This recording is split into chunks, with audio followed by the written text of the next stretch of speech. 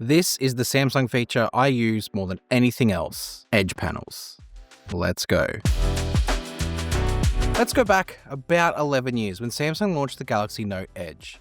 It was the first time that Samsung sort of curved a panel around a screen, and with it, it came new functions and features.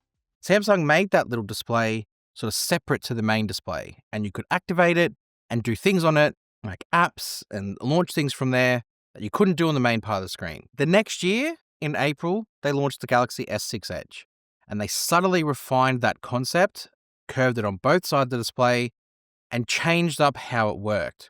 It still had lots of function, you could still interact with it, but it introduced a feature called edge panels. And at the start, it was a very basic concept. You could drag out, you had people that you could contact from there, and away you went. As time went on, and Samsung developed the edge screen more and more, the edge panel developed and grew in stature and also in features. Last year, with the Galaxy S24 series, Samsung ditched the curved displays entirely, but the feature remained. In fact, Samsung expanded the edge panel feature much earlier than that across its entire product lineup. Over that 10 years, I've built up a muscle memory to use the edge panels, and I use it every single day. So today, I just want to show you how each panel works and how you actually can get the most out of it. Starting with the settings for the edge panel. It's in the settings menu. You can search for it in the settings, or you can just go to the display and go to edge panels, and it's right there. There is a toggle that you can press to turn it off, or you can go deeper into the menu and find out what it actually does. When you go in there, you'll see a whole bunch of different menus and toggles.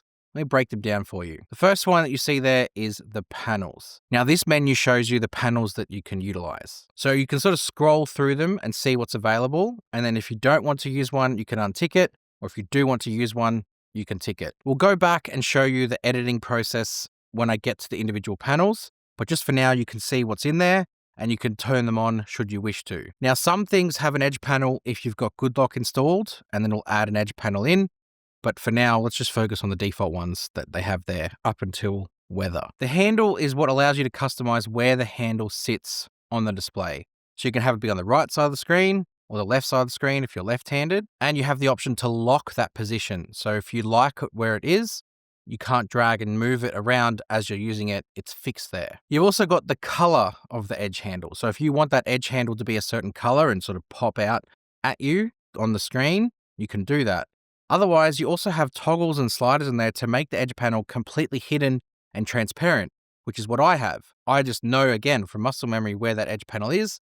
I slide my finger out, and out the edge panel comes. And that's really the only things that you really need to know. There will be some feature updates to edge panels coming with One UI 8.5 that I've got on my S25 Ultra, but the ones you need to know about are the ones I've shown you. Now let's get into the edge panels that you actually have available. So we'll dive back into the panels. We'll dive back into the panels menu and sort of go through them each one by one. First one that I've got here on my list is apps. Now this is very simple. It's apps. When you hit the edit button, you can see the apps on the side that you've actually got there already. There will be a default list if you haven't used this before, or if you've used it before, you've populated it yourself. Now you can have up to 2 columns next to each other, and you can sort of just keep adding apps into the list. And then when you use the edge panels, you can sort of swipe up and down between them. The way I like to use edge panels is just put the things that I use frequently and what I like to jump between. So I jump between social media apps quite a lot.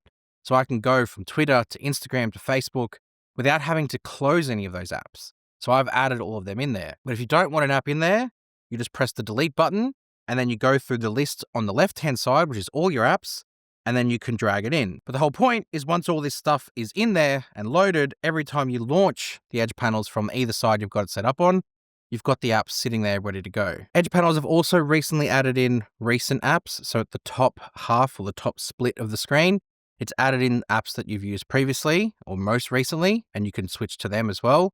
And it's got some permanent stuff in there. Stuff like Now Brief, AI Select, and AI Select in particular is a very useful function. What I also really love about edge panels is the ability to drag things into pop-up view or multi-window mode. So you can drag things out if you're using an app already and just want to quickly write a message, drag the messaging app into position and use it. It's just so functional. Now there's some further customization you can make to edge panels through Home Up and through the edge customization in there. That really extends some of the extra stuff you can do in there. Might leave that for a separate video because that is a wild thing to be able to customize. But for now, the default stuff is also pretty good. You can also, from this app's edge, access all of your apps.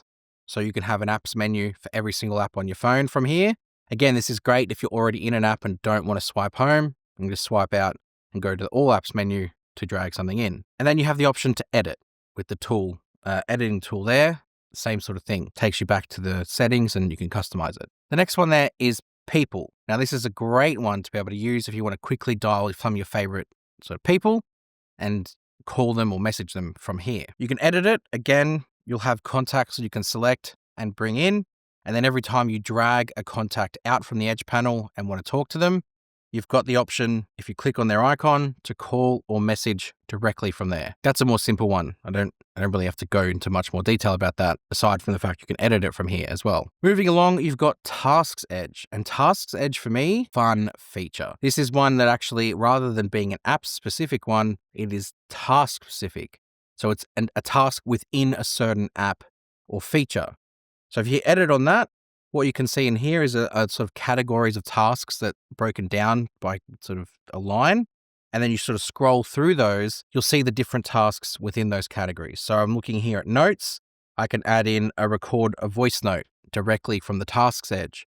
And then every time I go into the Tasks panel, I can hit that and it'll start recording a voice note within Samsung Notes. It just kind of breaks the barrier of having to go into the app first, find the feature and activate it. It just gives you the shortcut directly to it from the Edge panel. I always really liked it if I've got like a favorite album of travel or something, I can just chuck that album shortcut directly into the Tasks Edge and jump straight to it, or a favorite photo. It's really fun for that. You've then also got the reminder panel. Now the reminder panel is as it says, it's a reminder.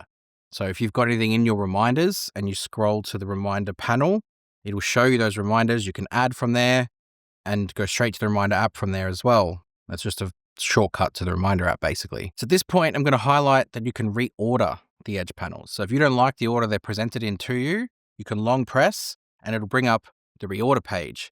And then you can drag from the top and move things into position where you want to. So if you use Tasks Edge more than Apps Edge, frequently go to Tasks, put that at the front, and then that's your shortcut. Then there's the tools. Now this is my order, so your order might look different.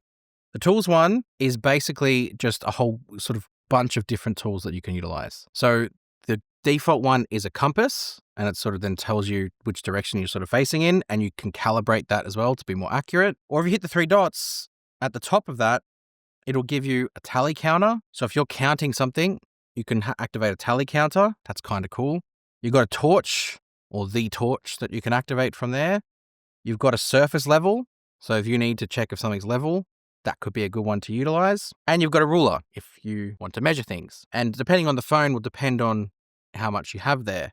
And I thought that's pretty cool as well. And it can change between centimeters, or I think it's inches.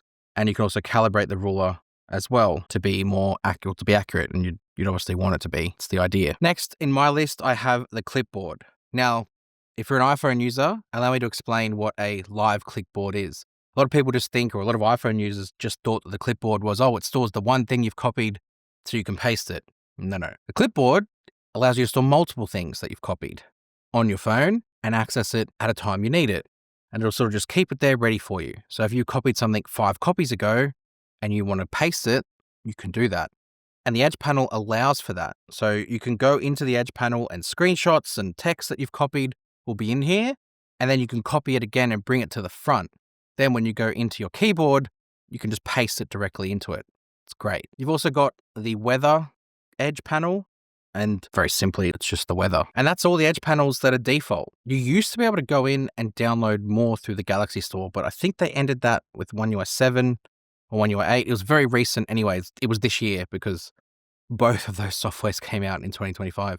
In any case, you can't download anymore. The stuff that's on there is on there. And I think that's totally fine. I'm happy with the default options that Samsung give you because they're the ones that I use literally every single day. If you use the Edge panels and have been using it since the start, let me know in the comments below. I'd love to hear your Edge panel stories. Make sure you hit subscribe to Tech with Benefits. Go check out all my other Samsung content, and I'll see you guys in the next one. You!